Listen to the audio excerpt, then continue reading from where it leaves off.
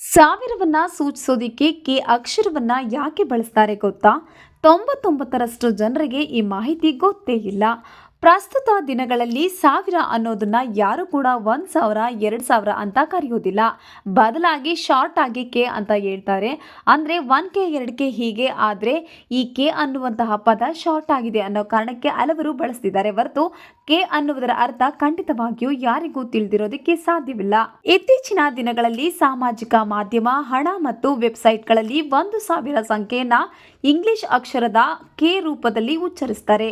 ಅಂದ್ರೆ ಕೆ ಮೂಲಕವೇ ಸಾವಿರವನ್ನ ಉಚ್ಚರಿಸುವುದನ್ನ ನೀವು ಗಮನಿಸಿರಬಹುದು. ನಮಗೆಲ್ಲ ತಿಳಿದಿರುವಂತೆ ಮಿಲಿಯನ್ಗೆ ಎಂ ಮತ್ತೆ ಬಿಲಿಯನ್ಗೆ ಬಿ ಅಕ್ಷರವನ್ನ ಬಳಸಲಾಗುತ್ತೆ. ಹಾಗೆ ಟ್ರಿಲಿಯನ್ಗೆ ಟಿ ಅನ್ನು ಕೂಡ ಬಳಸಲಾಗ್ತಿದೆ. ಆದ್ರೆ ಸಾವಿರಕ್ಕೆ ಟಿ ಅಂತ ಬಳಸೋದಿಲ್ಲ. ನೀವು ಕೂಡ ಅರೆ ಸಾವಿರಕ್ಕೆ ಸರಳವಾಗಿ ಟಿ ಅಂತ ಬಳಸಬಹುದು ಅಲ್ವಾ? ಹಂಗಂತ ನೀವು ಯೋಚನೆ ಮಾಡ್ತಿದ್ರೆ ಅನೇಕ ಪಾಶ್ಚಿಮಾತ್ಯ ದೇಶಗಳು ಗ್ರೀಕ್ ಮತ್ತೆ ರೋಮನ್ ಸಂಸ್ಕೃತಿಯಿಂದ ಹೆಚ್ಚು ಪ್ರಭಾವಿತವಾಗಿವೆ. ಹಾಗಂತಾನೆ ಈ ಕೆ ಅಕ್ಷರದ ಬಳಕೆ ಮೂಲವು ಇದೇ ಆಗಿರುತ್ತೆ. ಗ್ರೀಕ್ ಭಾಷೆಯಲ್ಲಿ ಚಿಲಿಯೋಯ್ ಎಂದರೆ ಸಾವಿರ ಎಂಬ ಅರ್ಥವನ್ನ ನೀಡುತ್ತೆ.